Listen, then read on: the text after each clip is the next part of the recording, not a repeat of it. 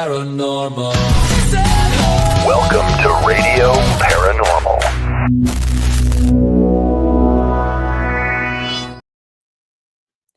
Hello. Hello. Happy Sunday, girl. Sunday Gras. And then tomorrow will be Mundi Gras. Lundi Gras. Lundi Gras. Lundi Gras. And my special lunch. We'll talk about that after about 45 seconds more, and then we can mention stuff like those kind of words. Exactly. That's gonna be fun. Something has kamikazed my eye, so I'm going to ask you how you're doing, and then I'm going to rub it for a second. So how are you doing? Good, considering how deep into Mardi Gras we're in. Usually by this time I have no voice. If I could drink Red Bull, I'd be downing them. I'd probably have them. I'd buy IV. So let's make this really annoying. Sorry, it's beads from the parade last night. We went live. Did I go Radio Paranormal live? I don't know. I don't know. I have no idea. There was a float stuck in front of me for about. There was two, I think, for about 10 minutes. Well, so did you just kept yelling, "Throw me something, mister," and get a bunch of cheap Chinese crap? Yeah.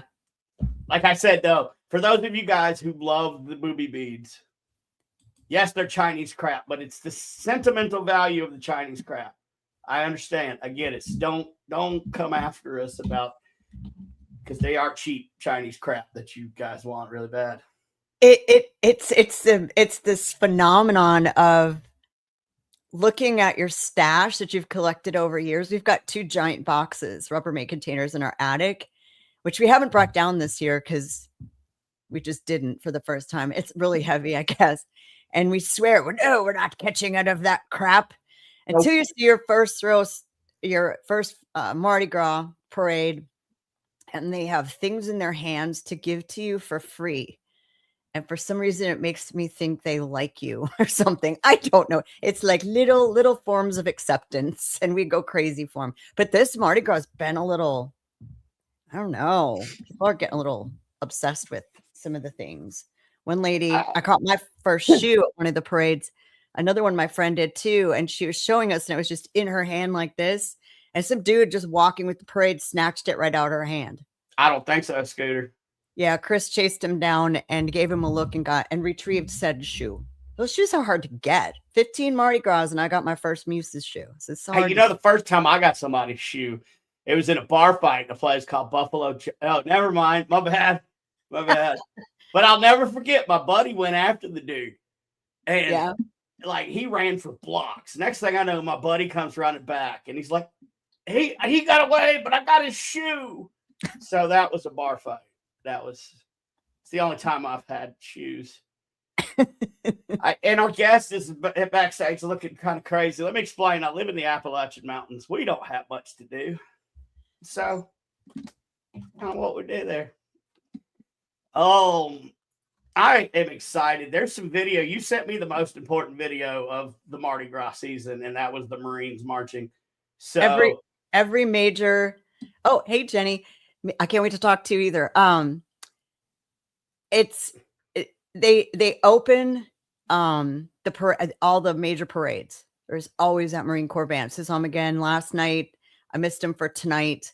But yeah, and I miss them when they walked for Crew of Mars, because that's our military first responder, nursing, you name it.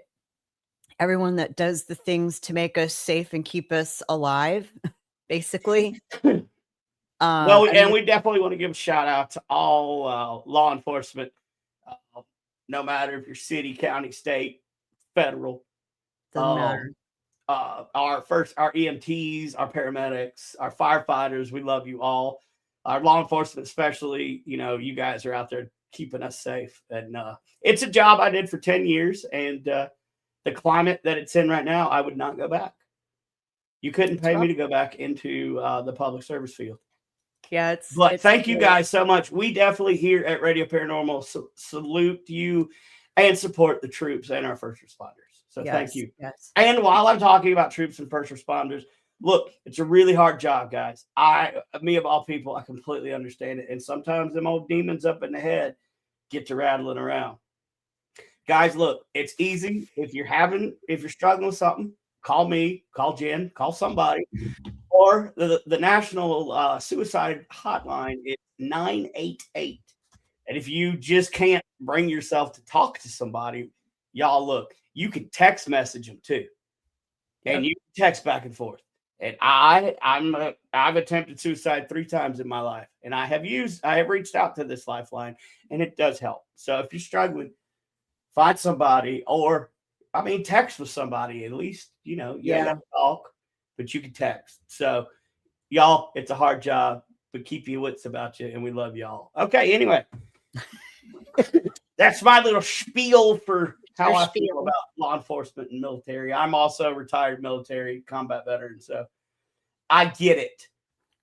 And we, hey, there may be a charity at a Paracon for veterans and first responders. If you guys want to come to the first, let's go ahead and pay bills, because I really want to talk to our guest, and I don't want to interrupt, because I think this is going to be fun.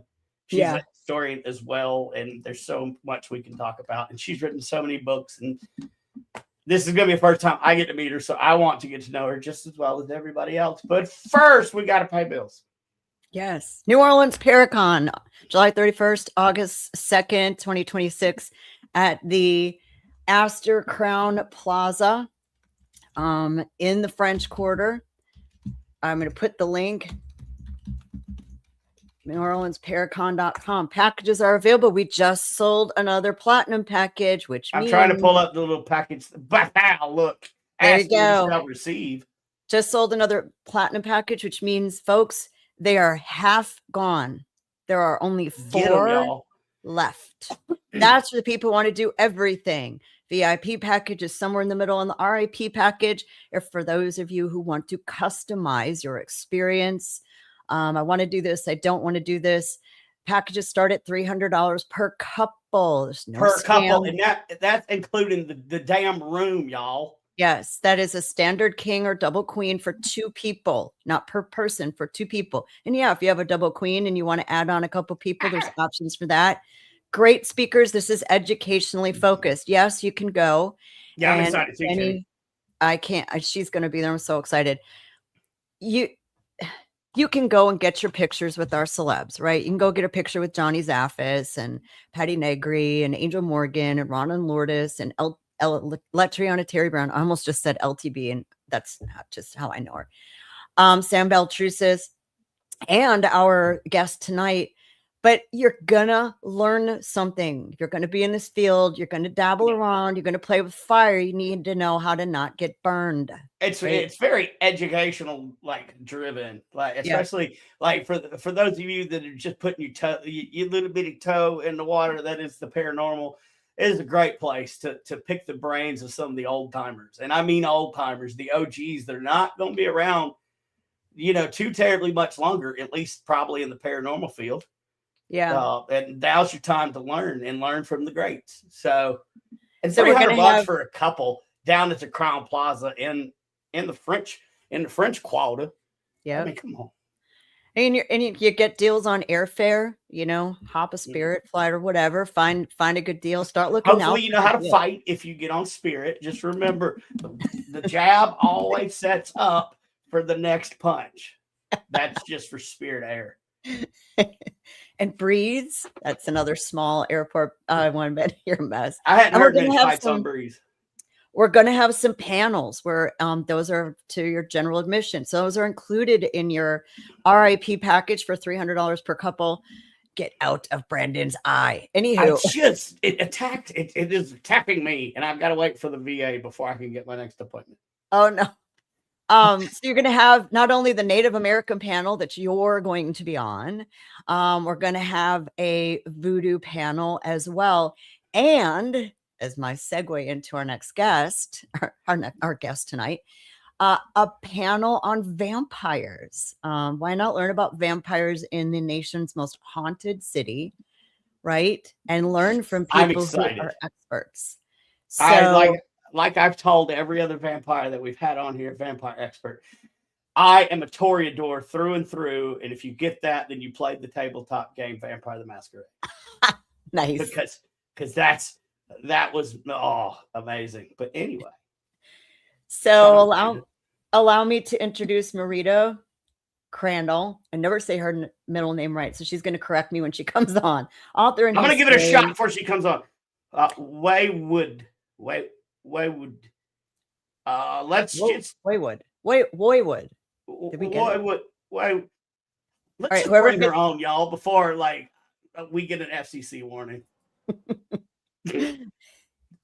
Hi, and welcome to the show. Please tell me. So I can't hear you guys now. Oh no! I can hear you. You can hear me, but I can't hear you. At all. Since we went live, I can hear Jennifer, but I can't.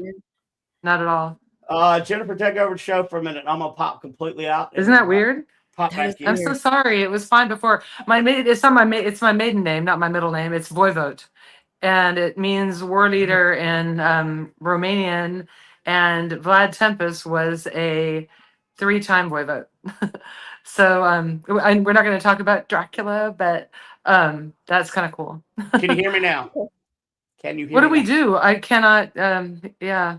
No. All right, Jennifer, take over. I'll be back in a minute. I can see your arms moving. No, he's just said take over. He's gonna pop out and pop back in. So you and I are gonna talk like old friends, because we kind of are. So hi, how's your Mardi Gras? So far so good. It's been really fun. Yeah, it's been good, busy, nice people. I see you're up in the attic. I am. Yeah, I'm in the Seance Lounge. In the Casket Girls attic. At which one of your businesses? Tell people about where you're at. This is at the Apothecary, which is right across from Pat O'Brien's and Preservation Hall. It's a vampire apothecary. So when we built this, I wanted to kind of bring awareness to apothecaries, because a lot of people don't even know that an apothecary is also a pharmacy. And pharmacies were one of the first places that men and women could actually socialize together, because they had soda fountains and women weren't allowed in bars. And so it became the first kind of bar for men and women to be in together. And obviously also a lot of pharmaceutical things. So our meals have something to do with, like, for instance, mushrooms are really good for your health. Oysters are really good for your immune system. We have a little bit of, something in each meal and in our cocktails that's medicinal, but it's not a health food place at all. We have like short ribs with smoky Gouda grits and all kinds of fun stuff. But we do have some things for vegetarians. And I'm a super fan of your chef. Yes, me too. He's wonderful. So good. And you have a puppy menu, don't you? I have a puppy? No, you're dog friendly. Oh, yes. Yes, we are. I can eat puppies. In fact, we had a German Shepherd in here today. Yes, we are dog friendly. We have a nice courtyard too, and yes. I don't want to eat. We even have a dog meal. Yeah. Yeah, they can. We don't make a meal out of the dog. We make the dog meal. Can you hear me? I still can't hear. I can only hear Jennifer. I'm gonna have to translate Brandon. I am so sorry. I can see you. So weird. The only way that I could think is for her to go out and come back in. But do you want to go out and come back in? Can I talk about your places and how much I love them while you're doing that? Sure. I'll do it right now. Be right back. All right, bye. Bye. So for those of you can hear me, right? Yeah. For those of you that are watching, can you hear me? Can you hear me? Good. Can anyone tell us they can hear Brandon? Can you hear me? Or do you not want to hear me? Did you put your end on mute? I understand completely if you did. But if not, if anybody's actually watching. Can't post comments to come. I don't know what's going on. So that's weird. Okay, so Jenny can hear us. Okay. All right. Hey, let's bring Marita back on. She's back. All right. Can you hear me? I don't know how to get out. Am I back? Yeah. Oh, how do I get out? Leave studio. Did I get out? I still can't hear Brandon, but I don't think I got out. There's a thing to say leave studio or close the window out and go back in. There we go. Okay. So while she's doing that, where she's at is Vampire Apothecary. It's one of her I can get her 2 out. restaurants. Wow. If now you she's want, out. And I'm gonna kick her. I'll just kick her out. Then she can just hit the button and come back in. Sorry, guys, it's a little weird with the technical difficulties. If it continues to be that way, I will just be here in the background and we'll figure it out. Where's Mom? Mom's here. She says hi. Where? I'm not Jane. looking. I don't see it on the.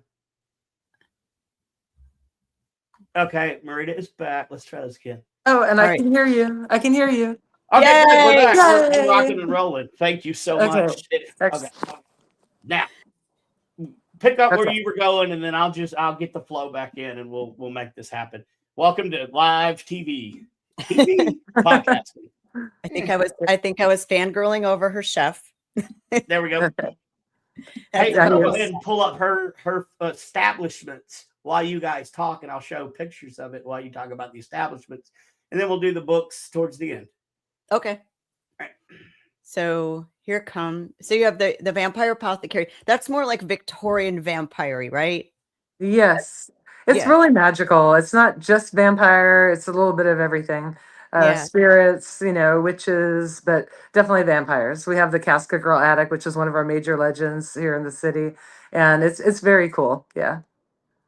And it's such a great space up there. You have a coffin on the second floor from True Blood. It's Vampire Bill's coffin. I always want to call him Uncle Bill. I don't know why. I have to literally stop myself. It's because I want to say Uncle Bill's coffin. I don't know. Anyway, it's the one Uncle Bill's. It's the one that Sookie staked him in, and it's really cool because there's 2 holes in the back of it. And I asked what that was for, and they told me that a man had his hands through there, and he was holding blood bags. And when she stuck him, he squeezed him. And that was their high-tech effects. I thought that was pretty cool. Oh, that's pretty cool. Are we talking about the boutique, by the way? Yes. So the boutique is my first business. It's 24 years old. And we've been there for a long time. And we have about 150 artists that make things just for us. And, unique things for our shop. And almost every movie or TV show that's come out since I opened it has something of ours in their show, which is kind of cool. Do you still have Count Duckula? Yes, Count Quackula. Count Quackula. There you go. Yeah. So cute. Yes. He wants to swim in your tub. Vampire rubber ducky for everybody. It's so cute. And then we have the Vampire Cafe. Which one were we talking about? That one. Yeah. Okay, there we go. So the Apothecary, that's our newest one, and it's going really good. It'll be 3 years on April Fool's Day. And here's a cool little tidbit of information. So all of my businesses, including my speakeasy, I have opened on New Year's Eve, just coincidentally. It was not meant to be. It just happened that it worked out time-wise. And I wanted to do the same thing with the Apothecary, and I had enough time, but the city was making it very difficult for me to open. So I finally was able to open on April 1st, and about maybe 8 months ago, my chef presented me with a piece of paper that talked about the history of April Fool's Day. And it used to be New Year's Eve or New Year's Day. Okay. But what happened was they changed it, right? Like in the 1500s, and it became January 1st. And then the people that didn't want to switch over were called April Fools. So we ended up opening on New Year's Day after all. So, That's isn't that cool? I mean, of all the cool. holidays, that's really neat. So then we have. Let me see if I can get back to. My defaults are defaulting here. Hold on. So you talked about the coffin with the blood bags. Is that where did so that's one of your signature cocktails is you can get a cocktail in a blood bag. Yes. Is At that both places. Yeah, and here too. So where did that come from? Just cool, fun stuff, or? So we sold blood bags at Boutique de Vampire, but they were energy drinks. And so I was thinking about doing that. But then my general manager said, why don't we, have our own specialty drink in the blood bags? And so we did. We created several. We have a sangria one, which is sangria we import from Spain. And it looks the most like blood. And it kind of tastes like what you want blood to taste like, So I like that one. The other one is a vampire vodka pomegranate lemonade, and that's very good too. And then we have a virgin one, which is really neat because like sometimes I'll drive up to my cafe and there'll be a whole family of vampires sitting outside, all sipping on blood bags. It's fun. Aw, And then Oh, that's also cool. it's the only specialty drink in the French Quarter for children, which I thought was kind of cool. that is cool. Yeah, Oh, I that's never thought awesome. about that. It's Yeah. hard to find kid-friendly stuff, you know? Yes. So it's good for people to know that these places are, when you've got under 21 or people who don't drink, that there are places. Mocktails are hard to find here. Yeah, they Yeah, are. we have some great mocktails at both places. We have a beautiful, extensive mocktail list. Yeah, you That do. makes me happy because I don't drink anymore, but I still like to go out and have a good time and get at something that tastes good, you know? So, Well, I yeah. don't drink anymore either, but I don't drink any less. Hey, Hey. people told me I had a drinking problem. I had 2 hands and 1 mouth. That's how it was for the longest time. So, Vampire Cafe, that you took, that was a restaurant previous, and then you took the space over, right? Yes, it closed during the pandemic, and then I got the keys at the very end of November, and I hired a chef to help me hire a chef. It was right in the middle of the pandemic, and the chef that I hired, he and I went through. I got 30 resumes in one day, so we shut it off, and we had really great chefs to choose from. And so we narrowed it down to 5, and we interviewed those 5 together. And then I made the final decision between 2 of them. And yeah, chef went out, Chef Chris Dunn, and we had a month to open. So he tore apart the kitchen and just kept sending me things to order, coolers and plates and everything. And then I did the front of house, and I built the bar, and did the floor, everything. And then we hired staff, and halfway through that month of December, he did a tasting for us of, the menu. And my husband and I were blown away. We really were. And then we opened on New Year's Eve for a private party because there was still the curfew then. And so all the windows were blacked out on New Year's Eve, and we had people come in through the boutique, and they just never left. And so we were there, and then at midnight, we ripped the black paper off finally. For a month, I'd been in there working in the dark, and it was like it was crazy time.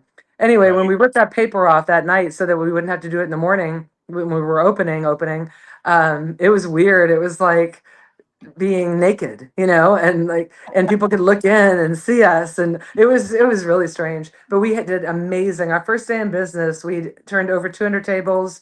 We did over $9,000. Like, it was really amazing, and it just got better and better. So yeah, 200 Vampire you Cafe did is 200 tables in that space. yeah, Wow, 200 turns. Yep. that is insane. You guys had, Yeah. oh my gosh. Yeah. It's Oh, we not, do more now. Now, I mean, we're up to like 400 turns a day, like in busy times. Ooh. because what do you have? Like, I'm gonna guess 30 tables. No, we have 12. We Even have the 12 ones tables. you have The, 12. out, the outside tables, we have 17 altogether. We have 6 outside tables. So yeah.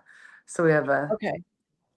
So for But that's still, that that's is a quick hot seat turnaround. yes, that's it is. That's insane. awesome. And I mean, it's people, we really like them to stay and get the whole experience. So it's not just a dining experience, it's an experience. We like to send you to the other places. We also send you to other, magical places in the French Quarter. And we really want to be home base at all of our locations for our guests. And when you stepped into one, then you've entered this magical realm, and you can, start investigating the other places. And we really want to see people every day and have them tell us that they, all the places that they went to that we sent them to. And I don't know. We just like to, like I said, be like the magical concierge of the French Quarter. And I really love when people come back every day and tell us all their fun things that they've done. And they come back every year after that. It's fun. Now they need a password to get into one of your Oh, is spaces. it like one of those kind of speakeasies? I love those. Yes. It's a real speakeasy. I really try to keep it as quiet as possible. So yeah, if you come to New Orleans, or if you go to nolavampires.com, that has all my 3 businesses. And if you go to any of those, you may receive an invitation to the speakeasy. And you really want I'm going Oh, you're to. putting it in the chats there. I am. You really want to get an invitation to that. Yeah, you do. I you do. I've been there twice. I wonder if I know a person that can get me the password. I wonder. Did we lose She went her? away though. She might have had someone walk in. She's literally at work right now during Mardi Gras. This is not an easy time. Not an easy one to do. But speaking of podcasts and where you can listen to podcasts, guess who's on Spotify? Who? We are. That's right, ladies and gentlemen. We are on Spotify. You can catch up with all of the past episodes now. As a matter of fact, all you got to do is go on Spotify or Apple or wherever you get your podcasts and type in Radio Paranormal. Just don't misspell radio like I do all the time. Thank God for spell check. And but check us out. So yes, we are now on Spotify and Apple. It's an audio only podcast. So plug us in and listen to us. Won't you? I think you will. Because if not, I'm so sorry. Live. Oh, I'm sorry. No, you're good. Welcome back. Well, you know what? I shouldn't be doing this on my phone. When people call me, that's what happens. No. You can turn it on do not disturb. Oh, okay. Yeah, and then it shouldn't come through. I had to learn that the hard way too. I just put Marita's businesses in the chat. So if you guys coming to New Orleans, coming for the Paracon, coming on vacation, all three of her places that you can visit are in there. So do look those up, put them on Google Maps, plan a route to visit them during your stay. They're all in the quarter. They're all very close together too. So you'll be able to see all of them. And while you're there, aside from looking at all the cool things they have there, you can look at some of her books. And there's one, I know this is a little early, but there's one I have to ask you about, because I think I didn't know until today. I didn't realize until today, a place you used to work at. I think I met you there in 2007 because you took me to Boutique de Vampire and I got some wine stoppers from you. You took me after. It had to be at what is no more, which is, I'm crying as a local, Johnny White's. Yeah. I know we still mourn that bar to this day. Were you there in White's. 2007 and was Boutique open in 2007? It was open 2003. So it had to be, because when my husband and I, we used to live uptown in 2007, we lived there for a year and we could not stay out of the quarter. And he lived in New Orleans on and off for now 40 years. He used to sell timeshare with Sydney Smith and Kalila. That's how long he's been here. Oh my gosh. And so Johnny White's and Harry's Corner were two of the bars we used to sit at. I know that's where I met you. Wow, that's so cool. I forgot what else. I got two things, but I got some candles of some kind. Can't. Oh, they have charms inside, the fortune candles. Yes, they did. Yeah. Yes. See, we make those ourselves. Since day one, we've been making those candles. They're really, really magical. And it's such a shame that bar. Oh, it was so special. And I mean, just the stories, I might redo that book. It was supposed to be called Drinking Mistakes, and which are the drinks that I made that were mistakes that I drank, and the lessons I learned as a bartender. But then History Press wanted to publish it, but they wanted it to be more historical. So I took a lot of things out, and then they wanted to, change the name, obviously. The cover is atrocious. It's horrible. And so I think one day I might redo it and add the stories back in and change it back to Drinking Mistakes. So tell just a quick rundown for people so they can understand why we miss it so much. It was the only 24-hour bar in the quarter on Bourbon. I mean, no, that's not true. But we never ever closed, and so other places close now and then. We didn't have locks on the doors, and how that happened with JD, who's just passed away, the owner. He was so excited and he got everything done. And then the first day came and he was tending bar. And then it was about 2 a.m. and he said, yeah, it's about time to close. And then he realized that he didn't put locks on the door. And he thought, you know what? This should be a 24-hour place. And so he just never put locks on the door ever. And so during Katrina, everybody was holding the doors closed with trash bags inside of the shutters, Oh, holding it like really tight. And yeah, the only time we ever closed our doors was the day that we actually closed. But it Oh, was Johnny White's was the locals' living room. It was a place you would go to get your morning coffee. It was your last nightcap of the night. It was if you had something good to tell somebody or something bad happened to you, you would go there, and there would always be somebody that cared. It's a great place. I love I it. know we're both choking up because it was. Yeah. Oh, I miss it. I miss it so much. It was such a great place. I mean, Um, tourists, like the tourists I'm talking about that, we're building our repertoire with. I did the same thing there, and I mean everybody did. And so when we got a tourist that started to make us their home base, they would come from the airport right to Johnny White's and check in with us before they'd even get into their hotel. So it was cool. yeah, it's such a great place, and just random fun. I mean, during Katrina, didn't the weather people and they camped out there. My husband used to say, "Oh, they don't close because the doors rusted open." I'm like, "Honey, I bet they didn't." Yeah, CNN made us their headquarters during that time, which actually really helped us stay open because people kept trying to shut us down. And the news media, terrible. I mean, horrible. They kept trying to make Katrina worse than it was, which was so ridiculous because we actually evacuated the day before. And so I wasn't there during the storm, but we came back as soon as we could, which was a month. They wouldn't let us back. And so I just kept calling and we'd watch things on the news and like they were saying Bourbon Street was flooded. And I was like, what? Sure enough, I called Johnny White's. No, that's not true. Then they were saying Johnny White's has to be closed down. They were at gunpoint tonight. That wasn't true. And so, it just made me really mad. But at least we had the landline so we could actually get through to the truth. Yeah. People don't realize, weather is made for TV weather. It Yep. really is. I have seen a certain famous weather forecaster because we go out during the hurricanes right before they're going to go on, lean like they're fighting wind. Yeah. And so when we see and like fake the wind. of And course. so when we see that, we walk very slowly upright behind them, going, "There's no wind, Wind. people." Yep. Well, So- they did the news did the same thing. I did search and rescue up here after Helene came through, and the news said there were only 270 casualties. And I can tell you myself, I saw 18-wheeler trucks loaded, stacked full of bodies. Hmm. So Wow. but they wouldn't report exactly how bad it was up there. So Well, that's Yep. bad too. Either one is bad. But like Yep. with we were there was I'm sorry, there was a storm. I forgot which one it was now, but I was working at Johnny White's, and then Fox came in and they asked if we would be on Good Morning America, and I said yeah. These people came in, and so but they said they wanted us to go walk down to Decatur Street.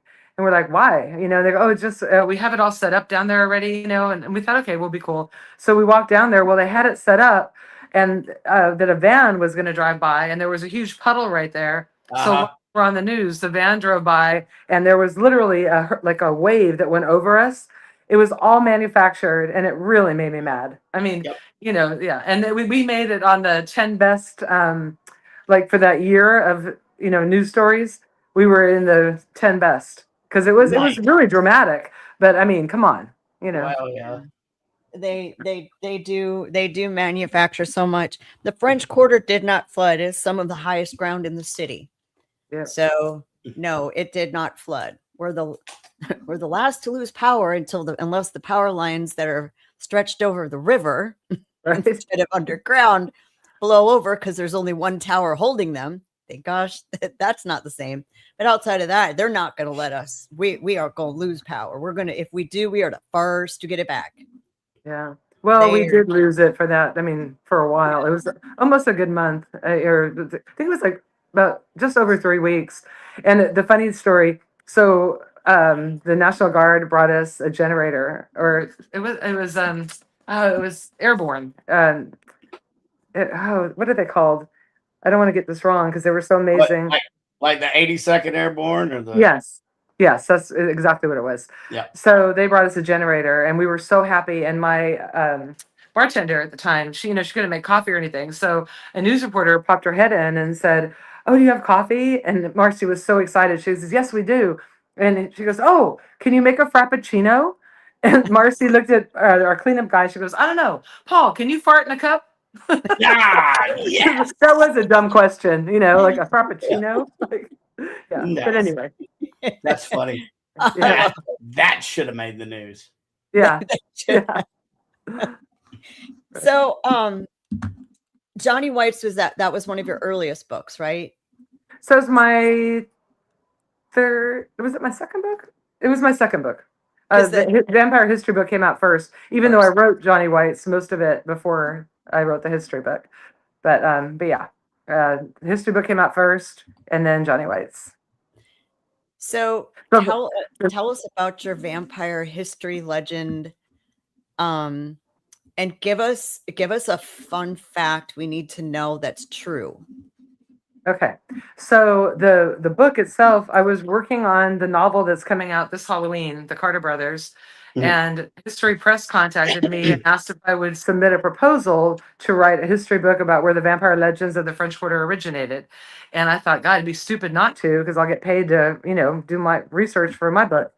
And so I did it, and I wrote the proposal, and they accepted it. And so there are three legends. The Casket Girls is the oldest, and those are vampire maidens brought here from vampire maidens. I'm sorry. Well, they were maidens brought from France to help populate the city, to keep men interested, to get married. And but the rumor is, or the legend is, that they were turned into vampires on their trip over here.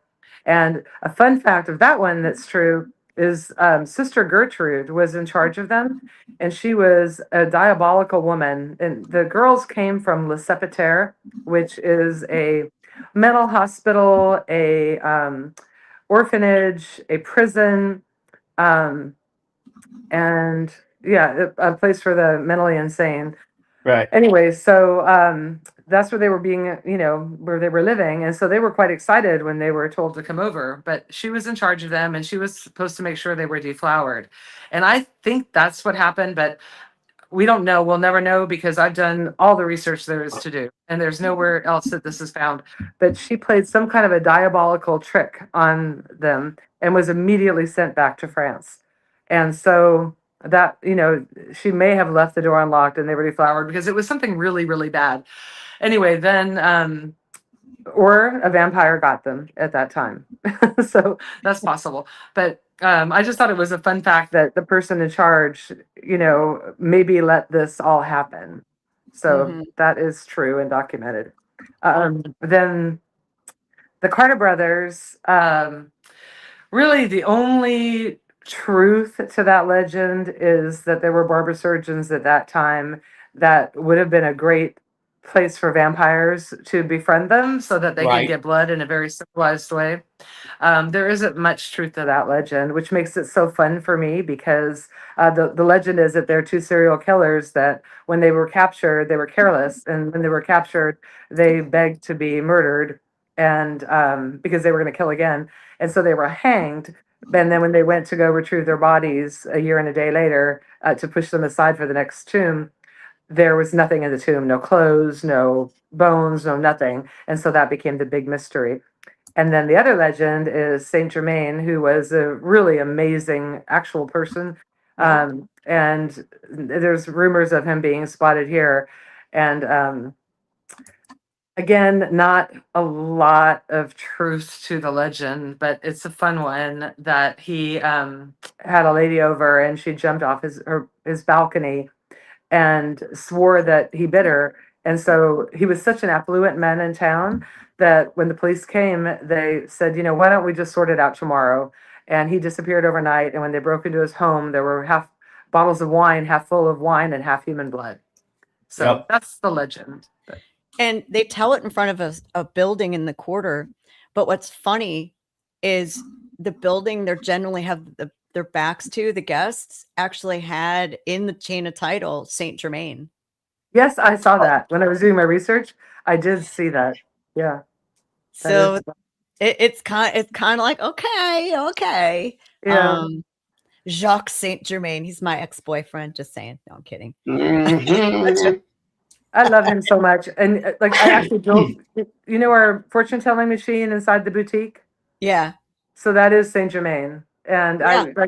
he's so cool. Yeah. I love it. Now you go into, so that's book 2. Book 3 is what? Book 3 is Josie White's Storyville. Yes. Because you were at the Storyville Museum when Klaus opened that, doing some book signings. Yes.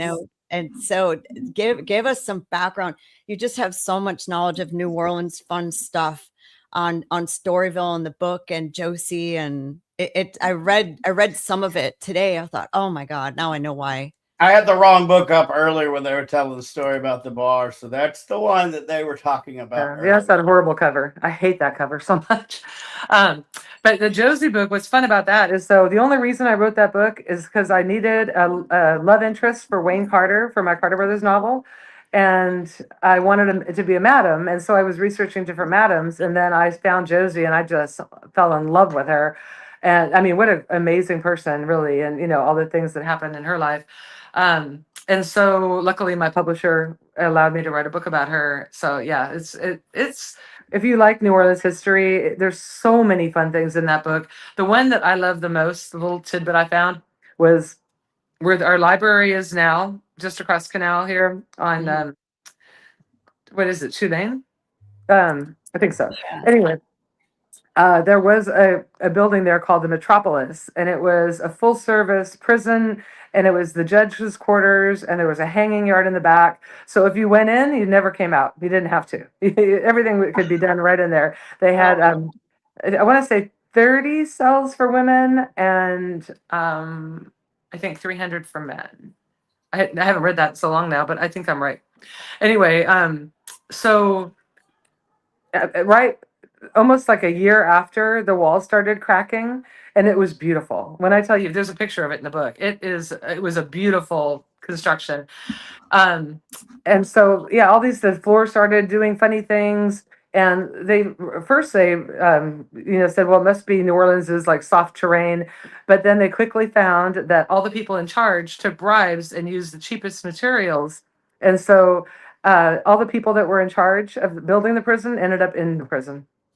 No, Imagine that. Isn't that so New Orleans? it's so it really is. It's very New Orleans. And you have 2 mosquito books. Yes. These are your fiction fun books. Yes. So like I said, real quick, the Carter brothers, I started writing before I wrote the history book. And then I wrote the history book, and I had already written the drinking mistakes. And then I was researching for the Carter brothers, and I wrote Josie Arlington. And then during the pandemic, I wrote most of the Carter brothers, but my agent told me to take out 10 characters. So I started doing that. And then I started opening businesses, and I can't write the Carter brothers. It's very accurate historical fiction down to the weather. Thanks. So I just couldn't focus when I was at, either of the restaurants when I was building those. And so I have to write. And that's where I started writing Mosquito. And it started as a Penny Dreadful, and it was based on the Casket Girl legend. So one pamphlet would come out every week. Penny Dreadfuls, for those of you who don't know, were little pamphlets devised during the Great Depression in England in the 1800s. And every week, a little book would come out with like a cliffhanger. So it ended up being a novel at the end, like Sweeney Todd was a Penny Dreadful. They started off with mostly highwaymen and pirates, but then it went to the supernatural pretty quick. And Varney the Vampire, one of the first vampire things ever written, was a Penny Dreadful in the beginning. So I wanted to do something like that. Mm-hmm.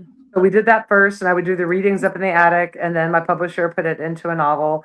And it's a fun book. Like I said, it was really fun writing, but it's very different writing style. So I've never written first person present tense, and I was writing as a man. And so it was very challenging. And also to make them all cliffhangers, sometimes I would have this great cliffhanger and I would just write it and I'd be ready. And then I'd be like, what did I just do? I just totally wrote myself into a corner. Like, but it was fun getting out, you know? Yeah. Fair. Yeah. And then at the back of every chapter is a recipe from one of our restaurants, the Vampire Cafe or the Apothecary, and it that's has cool. a little bit to do with the chapter. So we get to try New Orleans fun cooking recipes too. yes, it makes it really fun for a book club because you can make some of the recipes and sit around and discuss them.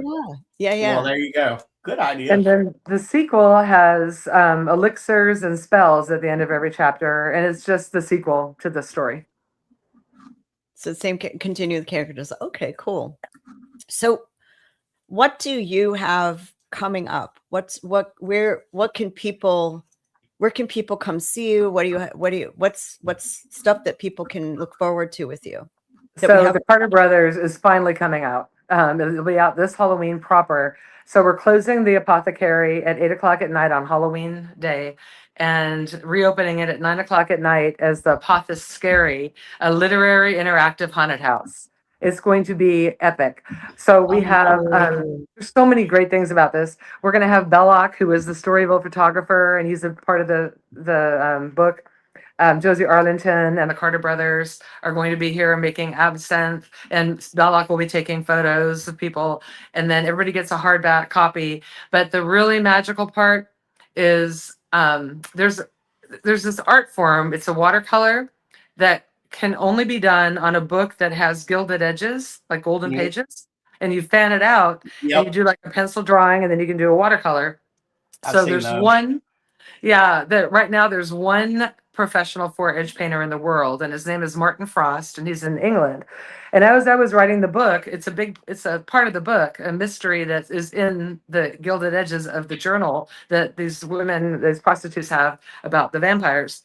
So, I couldn't find him. I tried to find him. I'm like, I have to have him do one for me that we were going to give away to somebody when we do pre-orders. So I tried everything. I went online, everything bounced back to me. It was really, really frustrating. And then one day I sat in my office and I said, okay, Marita, think, how can you find this man? And I don't know why, but it popped into my head that I have one friend in England. So I called her and I told her the story. And she said, wait, Martin Frost? Martin Frost? He used to live across the street from us. His wife worked for my father. Hang on. Oh, wow. And he called me within minutes. Yeah. And so he's doing it. And I'm praying that his health is well enough so he can travel to be here, because it will be the one to pick the winner. So it's a $2,000 painting that is going to be inside this book, in the pages hidden. And I just posted on my Facebook page, Marita Wovic Crandall, the story about how he does this and everything, and also a picture of what it looks like. So if you go to my Facebook, you can see it. And then there's also going to be a very haunted house here upstairs, the Casket Girl attic, and that'll be the mosquito side. So it's like you're stepping into my novels when you come Halloween night. And it's $200 per ticket. It's like you're right in the heart of the French Quarter, heavy pasta d'oeuvres, so it's like a full meal, very intense, excellent cuisine. It's not just going to be, you'll be satisfied. You will be blown away by the cuisine. And then 5 hours of top shelf open bar and all kinds of fun haunted surprises. Oh, fun. And where can they get tickets? Online. I'm gonna in May they'll go online. So if you keep watching on my social media, it'll be on our website, but we'll definitely be announcing it through social media. If my plans for Halloween fall through, I'm gonna come down. I hope you do. I can't wait. It's going to be so much fun. And there's only 80 tickets total. And you two are going to meet at the Paracon. I'm so excited about that. Oh, yeah. Oh, and also, so the book itself, to get into that drawing, the same time that the tickets for the Apothecary Halloween event open up, the pre-sales for the book will open up also. So everybody can have an opportunity to try to win the special book. So everybody that's watching, go get your ticket and then get your book and then come see me down there, and let's eat some intense cuisine. Are you going to have some books with you at the Paracon? Absolutely. Good. They won't be the Carter Brothers though. That doesn't come out until that day. But I will have the mosquito and the history book. Okay. And if they can visit your shops and buy them, and where else? Because I know Brandon's a big proponent of buy direct from the Yeah, so author. here's my thing. And it's been long enough, I can say fuck. So fuck Amazon, right? Like Amazon does not pay their writers. I know this for a fact. So my thing is I want people, if they can, go directly to the source. Buy the book from the person, and hey, your chances of getting a signed copy go way up. So, like, where can they get directly from you? So on your website? Yes, if you go to nolavampires.com and go to the boutique and just in the search engine at the top, you can put in history book or mosquito. It'll come right up. Or if you just go to the book section, there's many ways to find it. But they're guaranteed to be signed by me. And if you want it signed to you by me, you just email us afterwards and say, hey, I just bought a history book. My staff gets it, and they let me know every day. They're like, hey, you got to come sign it to so-and-so. And so that's a way to get it signed for sure. But then you can get it on Amazon, and I'm in Barnes and Nobles everywhere. And here locally, you can get it everywhere. I mean, I'm in every local bookstore and little gift shops, and yeah, it's not hard to find if you're in the city. No, it's Also, not. even if you don't buy on Amazon or Books A Million or whatever's out there, but you do buy a book from her, go on those sites. You don't have to be a verified buyer, but go on them sites and leave her a review, because that'll help out on those sites too. So you don't have to buy the book from Amazon to go leave a review. So, but that helps. By the way, the history book has been in the top 5 of Amazon's all supernatural books, all of them, which I was blown away. I happened to do this search one day, and I'm looking, and I'm like, wait, what? So I just put in vampire books, and my book came up 3rd. And I said, this is crazy. Let me try a test. So I put it on my Facebook. I said, hey, y'all, can you do a search for my book and see if it comes up, in the top 5 or whatever for you? Right. It comes up 3 for me. In Idaho, it came up as number 1. In California is number 3. Florida and New York is number 3 of all like supernatural vampire books. Wow. And so I did a search. In the very bottom, you can see the status of your books, and it'll tell you like what range you're in. And I have been in the top 5 like almost every month. One time, this fluctuates a lot, goes up and down, but yeah, crazy. So I'm very happy about it. It is, yeah, makes me really happy. Good for you. That's a That big is deal. so cool. Still, don't buy from Amazon. Go buy from her. But Yeah. I mean, it is a big deal. That, don't get me wrong, but I just hate Jeff Bezos. Blech. And we usually throw in a bookmark and some bite tattoos, and you get some fun stuff. See, you don't get that from Jeff Bezos. Oh, by the way, if anybody out there is in a book club, if you have a book club and you email me, I will send you a little book club care package that has bite tattoos and one of our bloody aprons and some discussion questions. So yeah, hit me up. Oh, how fun. That And does they can kind do of that. sound fun. That does sound fun. We have a very special game for you tonight. Yeah, we do. We are going to play Mardi Gras in honor of the crap you've had to go through in front of the vampire apothecary. We are going to play Mardi Gras construction Mad Libs. Awesome. As soon as I saw this, I said, this is for her. Are you ready? Yes. All right. A verb ending in ing. Hunting. Huh? Hunting. Hunting. Okay. A plural noun. Glasses. Okay. A piece of construction equipment. Wait, what? A piece of construction equipment. Jackhammer. I was going to say bulldozer, but I think jackhammer is going to be funnier. A street name. Charters. Whiskey. Let's go with Okay. hers. I'm going to shut up. This is going to be Well, you really said fun. street, right? A Street street? name. Yeah. Charters. Construction debris. Rats. Men's everywhere. lives. They literally are coming out of every nook and cranny. Yeah. What did you say, Brandon? Their backs, divorce. What other trash comes with being a construction worker? Rehab. Sorry. An adjective. I don't even remember what those are. No, isn't that terrible? I'm a Describes writer. a noun. Describes Yeah, a noun. I'm just trying to think. Oh, come on, read a descriptive word. Oh my God. Colors. Yeah, purplish. Isn't that weird? I can't think of anything descriptive. Oh my God. Purplish. And you're a writer and a descriptive one at that. Isn't that crazy? No, it happens. We put people on the spot. Don't feel bad. That's okay. Yeah. An obstacle. And what I mean by obstacle, it has to be something physical.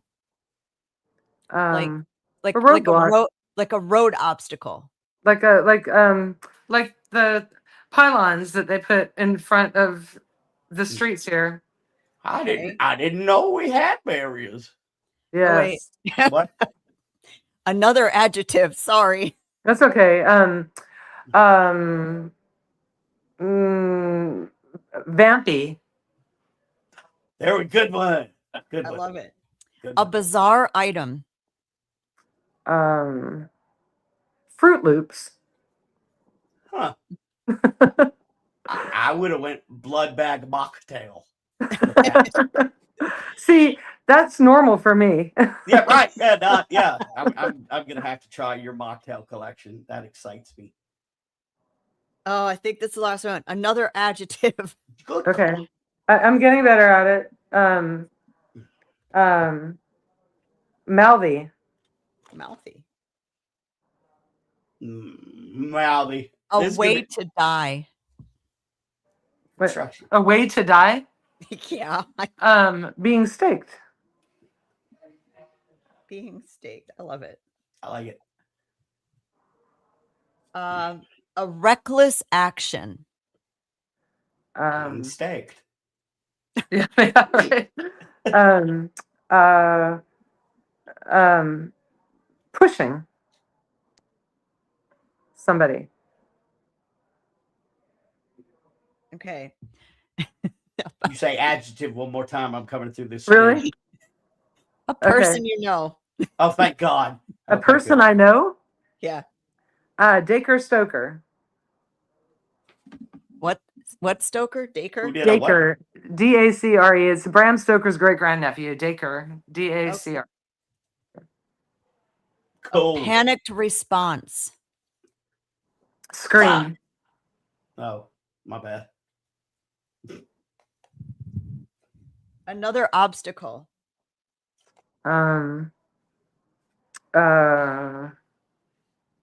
Okay. Squirrel. I'll give you a hint. Yeah, squirrel. Just a random thing that would be in the street that you could go around or whatever. Block you from going. A tree branch. Dead body. Or a dead. Or how about a dead possum? Oh, there we go. That'll be more fun. Dead possum. Those are the little flat animals that live on the highway. A broken surface. Glass table.